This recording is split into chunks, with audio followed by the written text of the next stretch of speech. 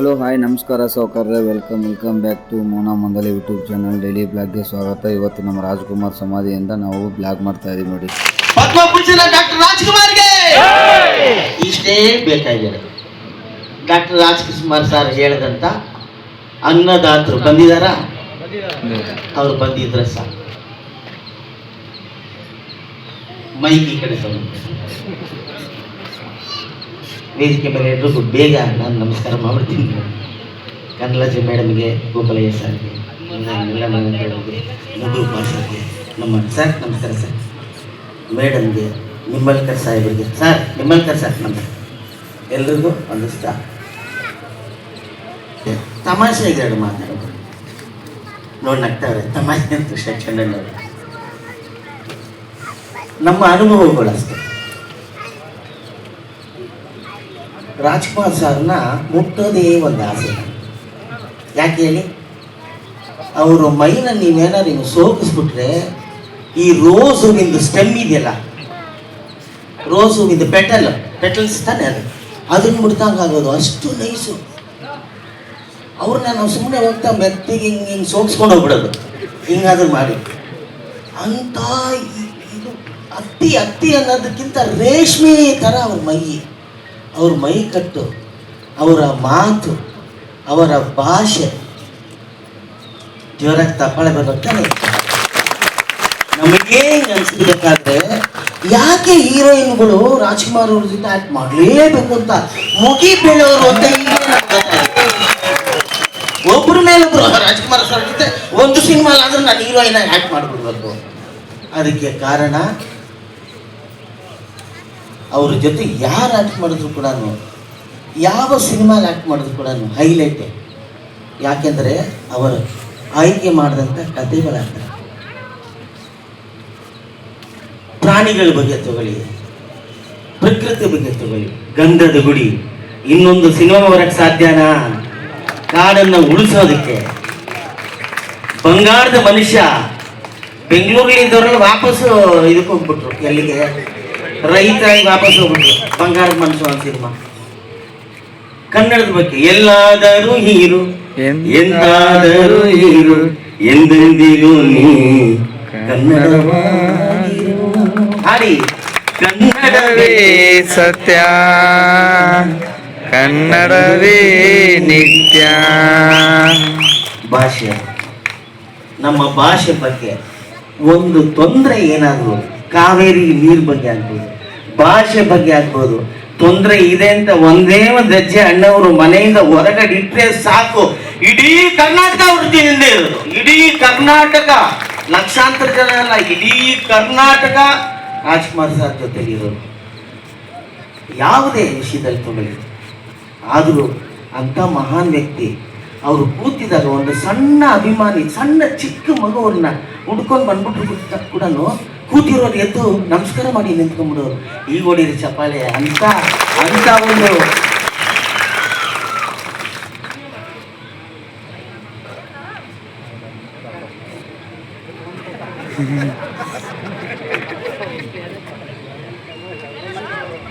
ಅಂಥವ್ರು ಅಣ್ಣವರು.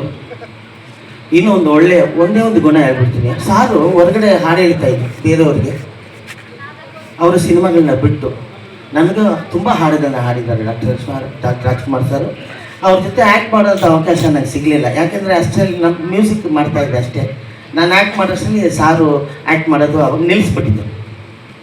ಅವರು ಹೊರಗಡೆ ಎಷ್ಟು ಹಾಡು, ಎಷ್ಟು ಪ್ರೊಡಕ್ಷನ್ಗಳಿಗೆ, ದೇವರ ಹಾಡಾಗ್ಬೋದು, ಭಕ್ತಿ ಇದು ಯಾವುದು ಭಾವಗೀತೆಗಳಾಗ್ಬೋದು, ಸಿನಿಮಾ ಹಾಡಾಗ್ಬೋದು, ಎಷ್ಟೇ ಹಾಡಿದ್ರು ಅದರ ₹1 ಅವರ ಅಕೌಂಟಿಗೆ ಹೋಗ್ತಾ ಇರಲಿಲ್ಲ. ಅವರ ಕಂಠದ ಎಲ್ಲ ದುಡ್ಡು ಆಶ್ರಮಕ್ಕೆ ಹೋಗ್ತಾ ಇತ್ತು. ಇದು ಸತ್ಯ. ಮ್ಯೂಸಿಕಲ್ಲಿ ಬಂದ್ರೆ ಸರ್ ಹೇಳಿದ್ರು, ಅವ್ರು ಮ್ಯೂಸಿಕ್ಗೆ, ರಾಜ್ಕುಮಾರ್ ಸರ್ಗೆ ಮ್ಯೂಸಿಕ್ ಗೊತ್ತಿಲ್ಲ ಅಂತ ಅವ್ನು ಯಾವನಾರು ಹೇಳಿದ್ರೆ ಅಂತ ಮೂರ್ಖ ಶಿಕಾಮಣಿ ಇನ್ನೊಬ್ಬ ಇರಕ್ಕೆ ಸಾಧ್ಯ ಇಲ್ಲ. ಅವ್ರಿಗೆ ಗೊತ್ತಿಲ್ಲದಿರೋ ಸಂಗೀತ, ಕರ್ನಾಟಕ ಸಂಗೀತ ಗೊತ್ತು, ಹಿಂದೂಸ್ತಾನಿ ಗೊತ್ತು, ಎಲ್ಲವೂ ಗೊತ್ತು, ಗಜಲ್ ಹಾಡುಗಳು ಗೊತ್ತು. ಮಾಣಿಕ್ಯ ವೀಣಾ ಅಂತ ಒಂದು ರಾಗ ಮಾಲಿಕೆ 9 ರಾಗವನ್ನ ಒಂದೇ ಟೇಕಲ್ಲಿ ಹಾಡಿದವರು ಡಾಕ್ಟರ್ ರಾಜ್ಕುಮಾರ್ ಅವರು. ಒಂದೇ ಟೇಕ್ 9 ರಾಗ. ಯಾವುದಲ್ಲಿ ಕಮ್ಮಿ ಇದ್ರು ಡಾಕ್ಟರ್ ರಾಜ್ಕುಮಾರ್ ಸರ್ 97ನೇ ಈ ಒಂದು ಹುಟ್ಟುಹಬ್ಬದ ಈ ಒಂದು ದಿಕ್ಕೆ ಎಲ್ಲ ದಿಗ್ಗಜರು ಮತ್ತು ಸಂಗೀತದವರು ಎಲ್ಲ ಅಭಿಮಾನಿಗಳು ಬಂದು ಸೇರಿದರೆ ಮತ್ತು ರಾಜ್ಕುಮಾರ್ ಸರ್ ಹುಟ್ಟಲೇಬೇಕು. ಯಾಕೆಂದರೆ ಒಬ್ಬ ತಂದೆ, ಒಬ್ಬ ನಾಯಕ, ಚಿತ್ರರಂಗಕ್ಕಾಗ್ಬೋದು, ಬೇರೆ ನಾನು ಮಾತಾಡೋಲ್ಲ, ಚಿತ್ರರಂಗದಲ್ಲಿ ಮಾತ್ರ ಮಾತಾಡ್ತೀನಿ. ಈಗ ಅನಾಥರಾಗ್ಬಿಟ್ಟಿದ್ದೀವಿ ನಾವು. ತಂದೆ ಇಲ್ಲ, ತಾಯಿ ಇಲ್ಲ, ಲೀಡರ್ ಇಲ್ಲ, ಏನೇ ಇಲ್ಲ, ಕೇಳೋರಿಲ್ಲ, ಹೇಳೋರಿಲ್ಲ. ಒಬ್ಬರೇ ಇದ್ದಿದ್ದು ಡಾಕ್ಟರ್ ರಾಜ್ಕುಮಾರ್ ಸರ್, ಪಾರ್ವತಮ್ಮ ಅವರು, ಅವ್ರನ್ನ ನೆನೆಸ್ಕೊಳ್ಳೇಬೇಕು. ಮತ್ತೆ ಡಾಕ್ಟರ್ ರಾಜ್ಕುಮಾರ್ ಸರ್ ಹುಟ್ಟು ಬರಲಿ ಅಂತ ಹಾರೈಸಿ ನಾನು ಮಾಡ್ತೀನಿ. ಫಸ್ಟು ನಾವು ಈ ಕಡೆಯಿಂದ ಬಂದ ತಕ್ಷಣ ಪುನೀತ್ ರಾಜ್ಕುಮಾರ್ ಅವರು ಸಿಗ್ತಾರೆ. ಅವ್ರ ದರ್ಶನ ಪಡ್ಕೊಂಡು ಅವರಿಂದ ಒಂದು 2 ಸೆಲ್ಫಿನ ಫೋಟೋನ ಹೊಡ್ಕೊಂಡು ಹಾಗೆ ಮುಂದೆ ಹೋದ್ರೆ ಅವ್ರ ತಾಯಿಯವರಿದ್ದರು. ಮತ್ತು ಆಮೇಲೆ ನೆಕ್ಸ್ಟ್ ಗೊತ್ತಲ್ಲ, ಇವತ್ತು ಬರ್ಡೇ ಬಾಯ್ ನಮ್ಮ ಡಾಕ್ಟರ್ ರಾಜ್ಕುಮಾರ್ ಸರ್ ಅವರ ಪುತ್ಥಳಿ ಹತ್ರ ಬಂದ್ವಿ. ಅವರು ಪುತ್ಥಳಿ ಇಲ್ಲ, ಸಾರಿ, ಇಲ್ಲಿ ಸಮಾಧಿ ಹತ್ರ ಬಂದ್ವಿ, ಪುಣ್ಯಭೂಮಿ ಹತ್ರ. ಅಲ್ಲಿ ನಮಸ್ಕಾರ ಮಾಡ್ಕೊಂಡ್ವಿ. ಮತ್ತು ನೀವು ಕೂಡ ನೋಡ್ತಾ ಇರ್ಬೋದು, ಅವರು ಆ್ಯಕ್ಟ್ ಮಾಡಿರುವಂಥ, ಅಭಿನಯಿಸಿರುವಂಥ ಎಲ್ಲ ಚಿತ್ರಗಳ ಭಾವಚಿತ್ರವನ್ನು ಇಲ್ಲಿ ಹಾಕ್ಯಾರ.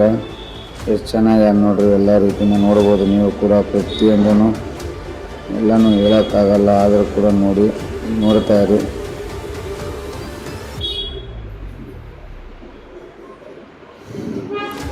ಹಾಗೆ ನಾವು ಸ್ವಲ್ಪ ಲೈವ್ ಕವರೇಜ್ ಮಾಡಿಕೊಂಡು ಹಂಗೆ ಮತ್ತು ನಾವು ನಮ್ಮದು ಒಂದು ಸೆಲ್ಫಿ ವಿಡಿಯೋನ ತೊಗೊಂಡು ಮತ್ತು ಮುಂದೆ ಹೋಗ್ತಾ ನೋಡಿದ್ವಿ. ಮತ್ತು ಇವರು ಅವ್ರ ಮಗಳಂತೆ, ಲಕ್ಷ್ಮಮ್ಮಂತೆ, ಅವ್ರ ಮಗಳು ಬಂದಿದ್ದರು. ಮಗಳು ಮತ್ತು ಅವ್ರ ಮಗಳು, ಅಳಿಯ, ಅವರು ಎಲ್ಲ ರಾಜ್ಕುಮಾರ್ ಅವ್ರ ಮಗಳು ಫ್ಯಾಮಿಲಿ ಎಲ್ಲ ಬಂದಿತ್ತು.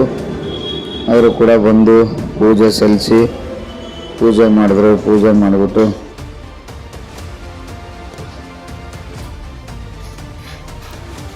ಪೂಜೆಗೆಲ್ಲ ತಂದಿರೋ ಸ್ವೀಟ್ಸು, ಆಮೇಲೆ ಇದೆಲ್ಲ ನೋಡಿ ಗಂಧದ ಕಡ್ಡಿ ಹಚ್ಚಿ ಆಮೇಲೆ ಕರ್ಪೂರದಿಂದ ಆರತಿ ಮಾಡಿಕೊಂಡು ನೀಟಾಗಿ ಪೂಜೆ ಮಾಡಿದ್ರು. ಮತ್ತು ಪ್ರದಕ್ಷಿಣೆ ಹಾಕೋಕ್ಕೆ ಶುರು ಮಾಡಿದ್ರು. ಹೂವು ಎಲ್ಲ, ಪುಷ್ಪ ಎಲ್ಲ ನಮ್ಮನ್ನು ಇದು ಮಾಡಿದ್ರು. ಹೂವು ಹಾಕ್ಬಿಟ್ಟು ತುಂಬ ಚೆನ್ನಾಗಿತ್ತು ರೀ ನೋಡೋದಕ್ಕೆ.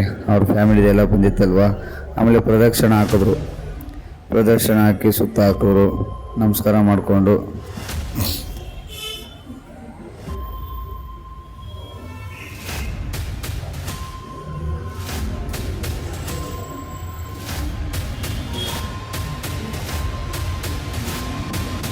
ಇಂದ ಸ್ವೀಟ್ ಮಾಡ್ಕೊಂಬಂದಿರ ಅನಿಸುತ್ತೆ. ಎಲ್ರಿಗೂ ಕೂಡ ಕೊಟ್ಟರು. ಮತ್ತು ಕೇಕು ಕೂಡ ತಂದಿದ್ರು ಅವರು. ತುಂಬ ದೊಡ್ಡ ಕೇಕ್ ಇತ್ತು. ಹುಟ್ಟುಹಬ್ಬದ ಶುಭಾಶಯಗಳು ಡಾಕ್ಟರ್ ರಾಜ್ಕುಮಾರ್, ಮೋಹನ್ ಅಂತ ಅವ್ರ ಮೊಮ್ಮಗ ಅಂದು ಇರಬೇಕು ಮೋಸ್ಟ್ಲಿ, ನಮಗೂ ಗೊತ್ತಿಲ್ಲ. ಕೇಕ್ ತಂದಿದ್ರು. ಅವರೆಲ್ಲರೂ ಕೂಡ ಫ್ಯಾಮಿಲಿ ಸೇರಿಕೊಂಡು ಕೇಕ್ ಕಟ್ ಮಾಡಿದ್ರು ಫ್ಯಾಮಿಲಿ ಜೊತೆ. ನೋಡ್ತಾ ಇರ್ಬೋದು, ಅದು ಚೆನ್ನಾಗಿತ್ತು. ಇದೊಂದು ಮೂಮೆಂಟು, ತುಂಬ ಖುಷಿ ಆಯಿತು ನಮಗೂ ನೋಡೋಕ್ಕೂ.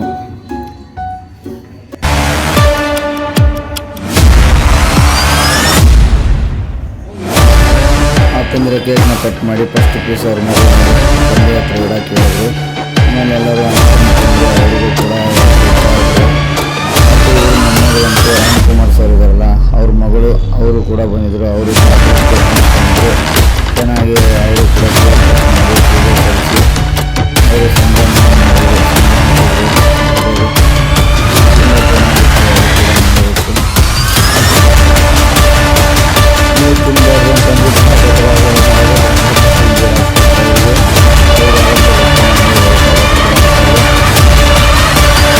ಇರ್ಬೋದು. ಚೆನ್ನಾಗಿ ಅವರೆಲ್ಲ ಮನೆಯವರೆಲ್ಲ ಕೇಕ್ ತಿನ್ಸ್ಕೊಂಡು ಆಮೇಲೆ ಎಲ್ರಿಗೂ ಕೂಡ ಮಾಡಿದ್ರು. ಎಷ್ಟು ಚೆನ್ನಾಗಿ ಪೂಜೆ ಮಾಡಿದ್ದಾರೆ ನೋಡಿ. ಎಲ್ಲ ರೀತಿಯಿಂದ ದೀಪಕ್ಕೆ ಹಾಕಿ ಹಾರಗಳು, ಪುಷ್ಪಾಲಂಕಾರ ಮತ್ತು ಫಲ,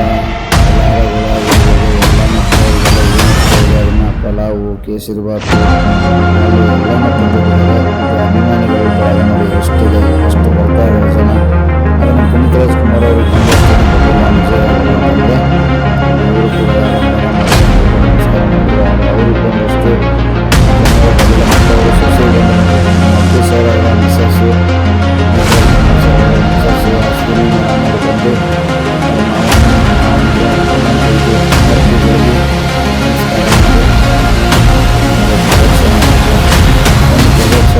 ಪ್ರದಕ್ಷಿಣೆ ಹಾಕಿಬಿಟ್ಟು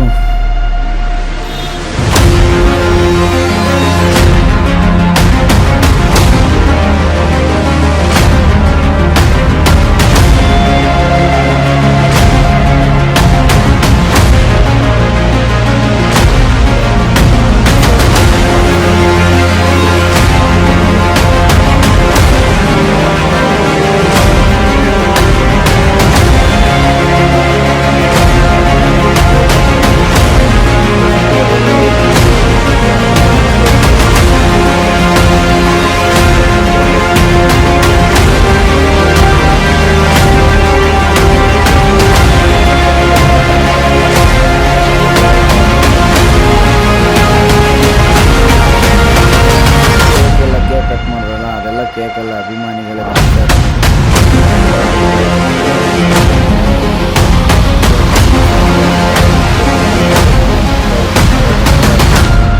ಅವ್ರ ಬಗ್ಗೆ ಮಾತಾಡ್ತಾರೆ.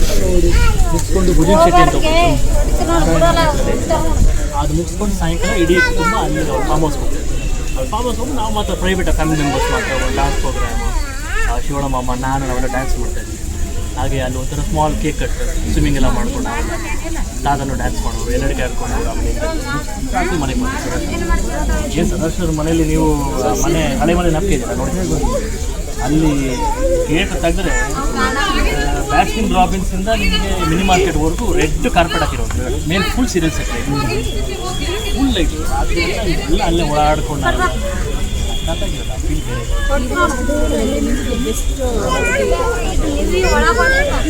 ಅದೇ ಮೈದಾನ ಪ್ರತಿ ವರ್ಷ ನಡೆಯೋದು, ಪ್ರತಿ ವರ್ಷ ಆಗ್ತದಂಗೆ ನಾವು ಬೆಳೀತದಂಗೆ ಎಲ್ಲ ನಮಗೆ ಆ ಮೆಮೊರೀಸ್ ಹಂಗೆ ಉಳ್ಕೊಳ್ಳೋದು. ಆಮೇಲೆ ಒಂದ್ಸತಿ ಕ್ರಿಕೆಟರ್ಸ್ ಎಲ್ಲ ಬಂದಿದ್ರು, ವೆಂಕಟೇಶ್ ಪ್ರಸಾದ್ ಸರ್ ಬಂದಿದ್ರು, ಜಗದೀಶ್ ಶ್ರೀನಾಥ್ ಸರ್ ಬಂದಿದ್ರು, ರಾಹುಲ್ ದ್ರಾವಿಡ್ ಬಂದಿದ್ರು ಮನೆಗೆ ವಿಶ್ ಮಾಡ್ಕೊಂಡು. ಮೊನ್ನೆ ನಾನು KSA ಹೋದಾಗೂ ಮೆಂಬರ್ಶಿಪ್ ಮಾಡ್ಕೊಂಡಾಗೂ ಸರ್ ಇತ್ತು ವೆಂಕಟೇಶ್ ಪ್ರಸಾದ್ ಅವ್ರಿಗೆ ಅವ್ರು ಹೇಳಿದ್ರು ಎಲ್ಲ ನಿಮ್ಮ ತಾತನ ಬಡ್ಡಿಗೆಲ್ಲ ಬಂದಿದ್ದಪ್ಪ ಮನೆಗೆ ಎಲ್ಲ ಮೊನ್ನೆ ಹೇಳಿದ್ರು ನಾನು ಫಸ್ಟ್ ಕ್ಲಾಸಾಗಿ ರಿಲೇಷನ್ ಬೇರೆನೇ ಇತ್ತು. ಅವಾಗೆಲ್ಲ ಈ ಫೋನು ಇವೆಲ್ಲ ಇಲ್ವಲ್ಲ, ಕಣ್ಣಲ್ಲೇ ನೋಡಿಕೊಂಡು ಖುಷಿ. ನಮ್ಗೆ ಅವಾಗ ಚಿಕ್ಕ ವಯಸ್ಸು ನಮ್ಗೆ ಗೊತ್ತಿರಲಿಲ್ಲ, ನಮ್ಮ ತಾತನಿಗೆ ಯಾಕೆ ಜನ ಬರ್ತಾರೆ, ನಮಗೆ ಮಾತ್ರ ಬರೀ ಮನೆಯವರು ಇರ್ತಾರಲ್ಲ, ಅದು ನಾವು ತಾತನಿಗೆ ಯಾಕೆ ಜನ ಬರ್ತಾರೆ ನೋಡಿದಾಗ ಅವ್ರು ಯಾರು ಯಾಕೆ ಜನ ಬರೋರು. ಆ ಫೌಂಟೇನ್ ಪಿಕ್ಸಿಂದ ನೀರಲ್ಲಿ ಮಿಕ್ಕಿದೆ ಅದನ್ನು, ಮತ್ತು ನಂದಿನಿ ಹಾಲು ಎಲ್ಲ ಗಾರ್ಡನಲ್ಲೆಲ್ಲ ಇಟ್ಟಿದೆ, ಎಲ್ಲ ಜನಕ್ಕೆ ಬರೋರಿಗೆಲ್ಲ ಕೊಡ್ತಾ ಇದ್ದಾರೆ. ಗಂದಾಗಿದೆ ಅಭಿಮಾನಿಗಳು ಭಾರತ ರತ್ನಕ್ಕೆ ಒತ್ತಾಯ ಮಾಡ್ತಾರೆ. ನಿಮ್ಮ ತಾತನವರಿಗೆ ಅಂದರೆ ಭಾರತ ರತ್ನ ಕೊಡಬೇಕು. ಅವರು ಎಲ್ಲ ಅವಾರ್ಡ್ಸಿಂದ ಮೀರಿದವರು, ಎಲ್ಲ ಅವಾರ್ಡ್ಸು ಅದೆಲ್ಲ ಎಲ್ಲರೂ. ಯಾಕಂದರೆ ಜನರ ಪ್ರೀತಿಗಿಂತ ಯಾವ ಬಿಗ್ಗೆಸ್ಟ್ ಅವಾರ್ಡ್ ಇದೆ. ಸೊ ನನಗೆ ಅವ್ರು ಎಷ್ಟು ಅವ್ರನ್ನ ನೆನೆಸ್ಕೊತಾ ಇರ್ತಾರೋ ಅದೇ ಬಿಗ್ಗೆಸ್ಟ್ ಅವಾರ್ಡು. ಸೊ ಈ ಬಿರುದೇ ಕೊಡಬೇಕು, ಅದೇ ಕೊಡಬೇಕು ನನಗೆ. ಅವರು ಜನರ ಹಾಕಲ್ಲಿ ಯಾವಾಗಲೂ ಇರ್ತಾರಲ್ಲ, ಅದೇ ಬಿಗ್ಗೆಸ್ಟ್ ಅವಾರ್ಡ್. ಈಗ ಜಸ್ಟ್ ನೆನ್ನೆ ಹುಡ್ಕೊಂಡು ಬಂದೆ. ಸೊ ಶಿಮ್ಲಾಲಿ 25 ದಿನ ಶೆಡ್ಯೂಲ್ ಇತ್ತು. ಶಿಮ್ಲಾ, ಜೈಪುರ್, ವಾರಣಾಸಿ, ರಾಜಸ್ಥಾನ್, ಉತ್ತರ ಪ್ರದೇಶ ನಮಗೆ ಬಂದಿದ್ದು ಒಂದಷ್ಟು ಅಷ್ಟು ಕಡೆ ತುಂಬ ಟ್ರಾವೆಲ್ ಬಂದ್ವಿ. ಸೊ ಅದೇ ಸೆಕೆ ನೋಡಿದಾಗ ನನಗೆ ಅಲ್ಲಿ 44-45 ಡಿಗ್ರಿ, ಇಲ್ಲಿ ಮತ್ತೆ ರೂಮಿಂದ ಭಯಂಕರ ಇದೆ. ಇನ್ನು 5% ಬಾಕಿ. ಹೌದು ಆಂಟಿ ಮತ್ತು ಮಾಮ ಅವರು ನನಗೆ ತಾತ ಅಜ್ಜಿ ಹೇಗೋ ನಮ್ಮ ಕುಟುಂಬಕ್ಕೆ ನನಗೆ ಫಸ್ಟ್ ನನಗೆ ಶಿವಣ್ಣ ಮಾಮ ಕೇಳ್ತಾರೆ. ಅವ್ರ ಬಗ್ಗೆ ಎಷ್ಟು ಮಾತಾಡೋದು ಕಮ್ಮಿ. ಸೊ ನಮಗೆ ಒಂದು ಅವಕಾಶ ಕೊಟ್ಟಾಗ ಅದನ್ನು ನಾವು ಹೇಗೆ ಉಪಯೋಗ ಪಡ್ಕೊತೀವಿ ಅನ್ನೋದು. ನೋಡಿ, ಇಲ್ಲಿಂದ ಹಾಗೆ ನೋಡ್ಕೊಂಡು ಪಕ್ಕದಲ್ಲಿ ರೆಬಲ್ ಸ್ಟಾರ್ ಅಂಬರೀಷ್ ಅವರ ಪುಣ್ಯಭೂಮಿಗೆ ಬಂದ್ವಿ. ಅಲ್ಲಿ ನೋಡ್ತಾ ಇರ್ಬೋದು ನೀವು ಕೂಡ, ರೆಬಲ್ ಸ್ಟಾರ್ ಅಂಬರೀಷ್ ಅವರು ಎಷ್ಟು ಚೆನ್ನಾಗಿ ನೀಟಾಗಿದೆ. ಇದನ್ನು ಕೂಡ ನೆಕ್ಸ್ಟ್ ಮತ್ತು ಅವ್ರ ಬರ್ಡೇ ದಿನ ಕೂಡ ನಾವು ಲೈವ್ ಮಾಡ್ತೀವಿ. ಮತ್ತು ಬನ್ನಿ ನೋಡಿ, ಅಭಿಮಾನಿಗಳು ಇಲ್ಲಿ ಕೂಡ ಬರ್ತಾ ಇರ್ತಾರೆ, ಡೈಲಿ ಬರ್ತಾ ಇರ್ತಾರೆ ಊರಿಂದ ಬಂದವರೆಲ್ಲ. ಇವತ್ತಿನ ಬ್ಲಾಗ್ ಹೀಗಾಗಿತ್ತು ನೋಡಿ. ರಾಜ್ಕುಮಾರ್ ಅವರ ಬರ್ಡೇ ಇತ್ತು ಇವತ್ತು. ನಟ ಸಾರ್ವಭೌಮ, ಕರ್ನಾಟಕದ ಹೆಮ್ಮೆಯ ಪುತ್ರ, ವರನಟ ಅಂತ ಇರ್ಬೋದು. ಅದು ತುಂಬ ಬಿರುದುಗಳಿದ್ದಾವೆ ಮತ್ತು ತುಂಬ ಪ್ರಶಸ್ತಿಗಳನ್ನು ಬಂದಿದೆ. ಅವ್ರಿಗೆ ಪ್ರಶಸ್ತಿಗಿನ್ನ ಅಭಿಮಾನಿಗಳ ಪ್ರೀತಿನೇ ಜಾಸ್ತಿ ಅಂತ ಅಂದ್ಬಿಟ್ಟು ಹೇಳ್ತಾರೆ. ಅಭಿಮಾನಿಗಳ ದೇವರು ಅಂತಂದವರು ಮೊದಲು ಅವರು ಇವಾಗ ಅವ್ರ ಹುಟ್ಟುಹಬ್ಬ ವಿಶೇಷವಾಗಿ ಅವರ ಒಂದು ಪುಣ್ಯಭೂಮಿಯಿಂದ ಇವತ್ತಿನ ಬ್ಲಾಗ್ ಇಷ್ಟ ಆಗಿತ್ತು. ದಯವಿಟ್ಟು ಯಾರಿಗೆಲ್ಲ ಈ ಬ್ಲಾಗ್ ಇಷ್ಟ ಆಗಿದ್ರೆ ದಯವಿಟ್ಟು ಲೈಕ್ ಮಾಡಿ, ಶೇರ್ ಮಾಡಿ, ಕಮೆಂಟ್ ಮಾಡಿ, ಹಾಗೆ ಸಬ್ಸ್ಕ್ರೈಬ್ ಮಾಡ್ಕೊಳ್ಳಿ, ಬೆಲ್ ಐಕನ್ ಪ್ರೆಸ್ ಮಾಡಿ. Thank you so much. Bye. ಮತ್ತೆ ನೆಕ್ಸ್ಟ್ ವೀಡಿಯೋದಲ್ಲಿ ಸಿಗೋಣ. ಬಾಯ್. ಜೈ ರಾಜಣ್ಣ, ಜೈ ರಾಜ್ಕುಮಾರ್, ಕರ್ನಾಟಕ ರತ್ನ ರಾಜಕುಮಾರ್, ಜೈ.